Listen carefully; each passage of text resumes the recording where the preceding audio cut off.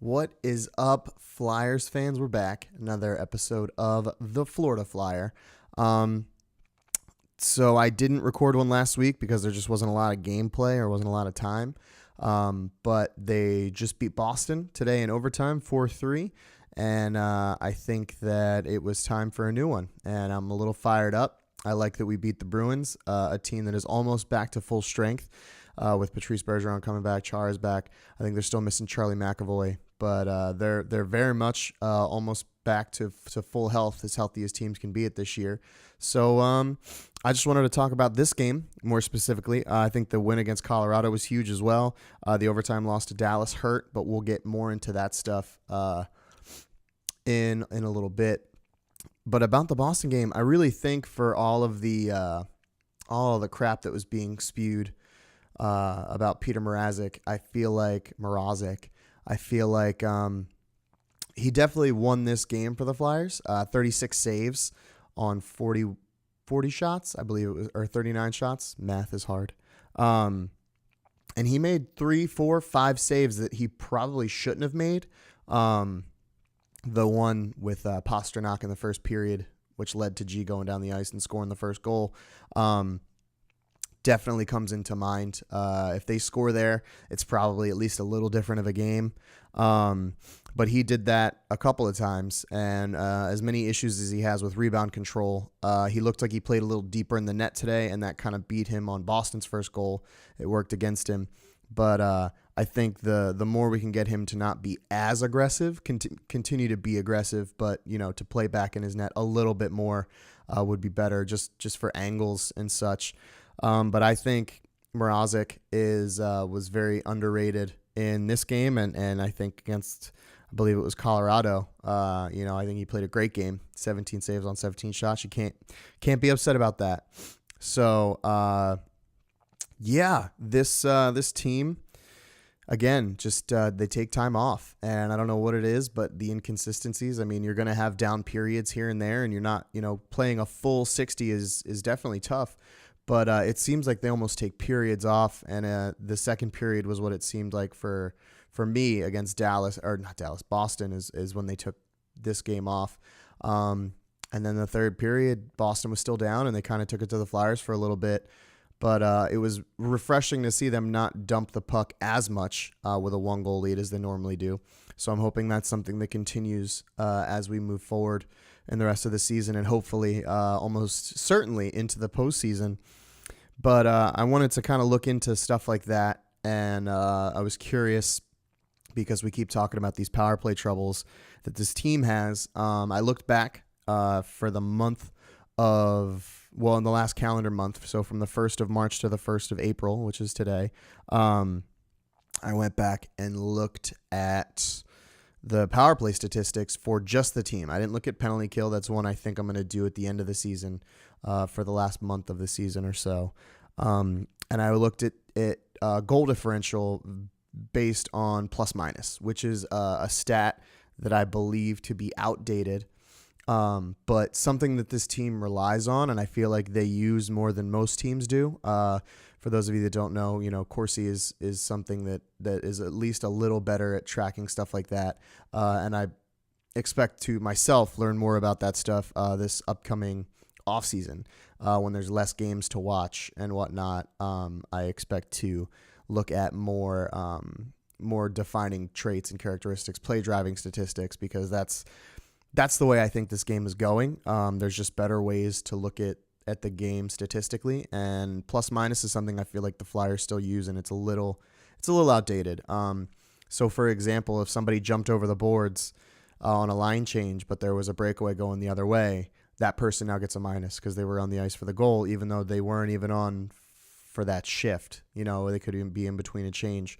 So not a great statistic, but one I feel like the Flyers lean on quite heavily.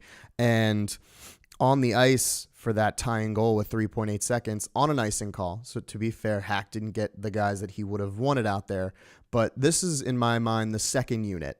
When you have a minute, 2 minutes left to play, you're only playing 2 lines. And you're not playing, Alex Ovechkin doesn't really play in a game that's a 1-goal lead, if they're going to be locked in the defensive zone, you're not going to see Ovechkin out there. Maybe you'll see him hop the boards if the net's empty because he wants to score, but he's definitely not a player that plays defensively in a shutdown style. Some of the guys that were out there: Wayne Simmonds, Jiri Lehtera, Valtteri Filppula, Brandon Manning, Andrew McDonald. I want to talk about those guys. So on the season, Wayne Simmonds is a -15, which is bad. Typically not a great 5-on-5 player as far as statistics go, but -15 is bad. It is very, very bad. Someone that I vocalized wanting to be the third line center and to be more of a checking line center, Scott Laughton, is a -10. I don't think that that's indicative of his actual play, because I feel like he's been weighed down by his wingers basically all season. Matt Reed is a -1, even though he's only played a handful of games. Dale Weiss is a -7. Jiri Lehtera, -6. This is a guy on the penalty kill. This is a guy that gets 5-on-5 minutes in crunch times and I just feel like he's so misused by Dave Haxtell. Haxtell put him at center today with Laughton on the left wing. And to be a center, you need to be one of the first people out of the zone and one of the first people back in the zone. And to have someone who can't skate at a professional level, that doesn't even have, in my mind, an average skate tool for this team is very upsetting. I think that that's a major misuse of talent, a misuse of your team, and he just continues to run him out there. Him and Valtteri Filppula, when they're on the ice at the same time, you have two guys who cannot skate. They can't skate. Speaking of Filppula, he's a -4. Gudas is a -3, and Brandon Manning is a -2. And these guys are all, looked upon as the shutdown guys. And the only one there that I think you could make even like I said, Laughton, I feel like you can justify that a little bit, but he's got to be better in his own zone. And Radko Gudas is having a bad year. I don't know if it's because Radko Gudas is on a downward trend, or maybe it's because Radko Gudas has been strapped to garbage defensemen for most of the year. He's been stuck with Brandon Manning, who loses his offensive or defensive assignment almost on a shift-by-shift basis. So that's just difficult for him to kind of play catch up for Manning, and I'm not making excuses. He hasn't been good. He's had games where I'm like, ooh, good Radko's back. I think the game with him and Robert Haig, he played very well when Sanheim was up and they scratched Manning. But the continued reliance on Brandon Manning really, really upsets me. And I mean, using the own statistics that the Flyers, I think, look at more than most teams do. These guys shouldn't have these defensive responsibilities, and they do. And it's super upsetting. And they're getting playing time over Travis Konechny is a +18. So why isn't he on the ice? I realize he made the poor turnover, trying to go between the legs with a pass, but the dude's trying to create offense, and it's in the first period of the game. I'll take that over a Jiri Lehtera from behind the net, a falling down clear, and then that led to a power play goal for the Bruins. The kid knows how to play hockey, and I don't care if he's not as sound in the defensive zone, because obviously by the plus-minus, he's going to go down the ice and score at some point. And honestly, in the last 2, 3, 4 weeks, Konechny's looked like he's on a different level than everyone else on this team. He's getting ready. He's getting better as the season goes on, which is something everyone, I think, was afraid of from last season. Smaller guy, not as big as you probably would hope. But as the season's gone on, he's looked like he's gotten faster and stronger. And I feel like you could say the same thing for Nolan Patrick. Did not do well offensively until his goal, which I think is something. His goal was beautiful, but that pass from Lindblom was the perfect saucer pass. It landed right flat, right on the tape, right where it needed to be. It was a beautiful pass. If you get a chance to go back and look at it, definitely do it. It was a gorgeous pass. Lindblom to Patrick was that connection is going to be dangerous for the next 8 to 10 years, I think, for the Flyers. But Travis Konechny is a plus 18, and Dave Haxtell staples him to the bench in the last 3, 4, 5 minutes of games where there's a lead. Robert Haig is a plus 5. I think the guy needs to be better at making the first pass out of the zone. But other than that, I think he's a solid 5, 6 defenseman, and he's getting benched for the likes of Brandon Manning, which I think is stupid and awful. Just like I thought it was stupid and awful to have Travis Sanheim benched for the likes of Brandon Manning, and now you're seeing Sanheim as actually an NHL defenseman, and Robert Haig, a guy that couldn't fight his way out of the lineup before, who made the team at a camp and has started most games while healthy, is sitting for Brandon Manning, which again, I don't understand the reliance of this team on him. I guess he's just another Haxtell toy that hopefully Haxtell takes away in the offseason. And surprisingly, this is weird and goes against everything I've said this season and kind of shows why that this is a little bit of a skewed statistic. Andrew McDonald is a plus 10.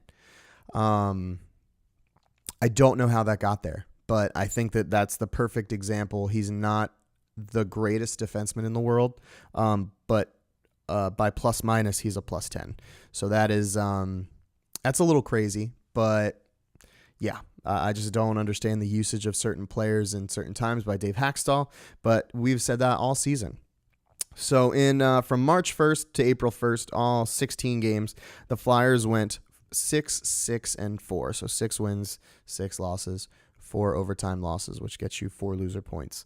I looked at the power plays of every game, and granted, I only looked at the final score, so this doesn't take into account if they scored 20 seconds after the power play was over or something like that. This doesn't take that into account at all. But so from March 1st, the Carolina game, they went 0 for 2, 1 for 5, 0 for 2, 0 for 5, 1 for 5, 0 for 2, 1 for 4, 1 for 3.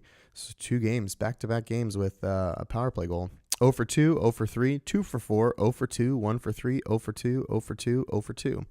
So in the last 6 chances they've had, Dallas, Colorado, Boston, 0 for 6. In the last 11 power plays, they are 1 for 11. In this month span, they are 8 for 48, which comes out to about 1/6, which is about 17%. So they're scoring 17% of the time with a man advantage, which is poor. Definitely not good. It's actually 16.6. So they were very close to rounding down and not up. But 17% is not good, especially if your penalty kill, like the Flyers is very subpar. So this team is going to need to score on the power play. I don't know what it's going to take to get the first team out of the slump. At this point, I'd switch out Nolan Patrick for Wayne Simmons. Or switch out Wayne Simmons for Nolan Patrick. Anything to get this line going. I think Travis Konechny needs to get looks on this top line. I don't know who you take off. I don't know if you take off Couturier because he's a left-handed shot. I don't know if you take off Jake Voracek and maybe he energizes the second unit and they both play a minute instead of the top unit playing a minute 30. But something needs to give here. In the playoffs, special teams wins you games, and the Flyers have not been able to dictate wins and losses based on special teams. Tampa, March 3rd, they went 1 for 5 and lost in overtime. They score one more goal there, they win. They had 4 other chances to score a power play goal and they couldn't do it. Pittsburgh, they lost on the 7th, and I believe that was 5-2. They went 0 for 5 on the power play. 0 for 5 is awful. They then lost to Boston the next day, and they went 1 for 5. So you can't go 2 for 15 in 3 games and expect. I'm sorry, they actually went 2 for 17 because they had an 0 for 2 in that Florida loss, which I think was 4-1. So 2 for 17 is not good.